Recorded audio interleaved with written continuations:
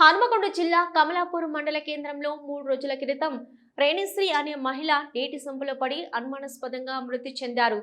అయితే రేణుశ్రీ మృతికి కారకులైన వారిపై తక్షణమే చర్యలు చేపట్టాలని కమలాపూర్ మండలం గూడూరు గ్రామంలో మహిళా సంఘాల ప్రతినిధులు మీడియా సమావేశం నిర్వహించారు. ఈ సందర్భంగా వారు మాట్లాడుతూ గూడూరు గ్రామానికి చెందిన రేణుశ్రీ అనే మహిళకు 6 సంవత్సరాల క్రితం వివాహం జరిగిందని తెలిపారు.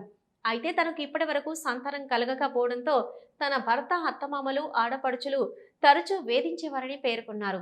కాగా ఇదే విషయంపై స్థానిక సిఐ హరికృష్ణను వివరణ కోరగా కేసు విచారణలో ఉందని, త్వరలో సంఘటనకు కారకులైన వారిపై చర్యలు తీసుకుంటామని వెల్లడించినట్టు మా ప్రతినిధి తెలిపారు. కమలాపూర్ మండలం రేణుశ్రీ అమ్మాయికి అన్యాయం జరిగింది కాబట్టి ఈ జిల్లా ఎస్పీ కానీ వీళ్ళు వాళ్ళను అరెస్ట్ చేయనందుకు, వాళ్ళను శిక్షించనందుకు,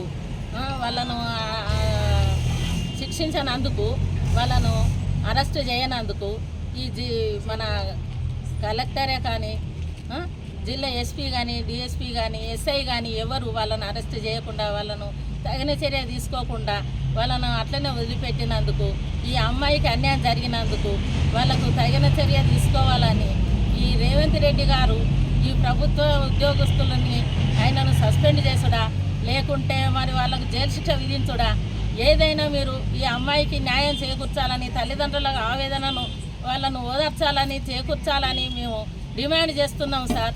తప్పకుండా ఆ అబ్బాయికి తగిన చర్య తీసుకోవాలని మేము మనవి చేస్తున్నాం సార్. తప్పకుండా రేవంత్ రెడ్డి గారు ఆయన ఒక ప్రభుత్వ ఉద్యోగి, ఆ ఉద్యోగి ఒక 100 మందికి బోధించే ఉద్యోగిని సస్పెండ్ చేయాలని, వాళ్ళకు అరెస్ట్ చేయాలని, వాళ్ళు జైలు శిక్ష విధించాలని మేము డిమాండ్ చేస్తున్నాం సార్. రేవంత్ రెడ్డి గారికి నమస్కారం చేసి చెప్తున్నాము. ఆ గూడూరు అమ్మాయికి అన్యాయం చేయాలని, ఆ తల్లిదండ్రులకు న్యాయం చేకూర్చాలని మా మహిళా సంఘం తరఫున మేము మనవి చేస్తున్నాం సార్. దయచేసి వాళ్లకు తగిన చర్య తీసుకోవాలి, వాళ్ళు జైలు శిక్ష అనుభవించాలి. వాళ్ళ భార్య అనేది పదానికి పిల్లలు కాకుండా వానికి మొత్తం జీవితాంతం కారాగార శిక్ష విధించాలని కోరుతున్నామండి. అమ్మాయి బయట పడ్డదా? నీకు భయపడా? పోలీస్ స్టేషన్ దగ్గరనే ఉన్నది, హాస్పిటల్ దగ్గరనే ఉన్నది, ప్రజలు దగ్గరనే ఉన్నారు, బస్ స్టాండ్లో నీ ఇల్లు. నువ్వు ఎట్లా చేసినావు? ఎట్లా తీసుకుపోయి అమ్మాయి నల్ల ఏం చేసినావు? నువ్వు ఎవరో రాంది, నువ్వు చంపినావు, 100% చంపి నువ్వు తీసుకుపోయి అలా పెట్టినావు.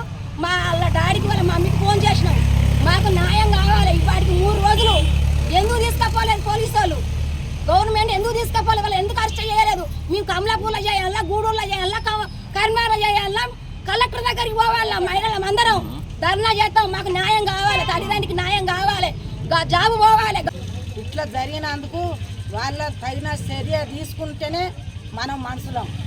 వాళ్ళను వదిలిపెట్టిర్రనుకో, పోలీసు వాళ్ళు అయినా కూడా ఎవడైనా కూడా వాళ్ళు లంచాలు తిని వాళ్ళు కళ్ళు మూసినట్టు ఉండేది ఉంటే వాళ్ళని దెబ్బకు దెబ్బ, పానానికి పానం పోయేటట్టు చేస్తేనే మన శక్తి. లేకపోతే అలక ఇడిచిపెట్టద్దు వాళ్ళని.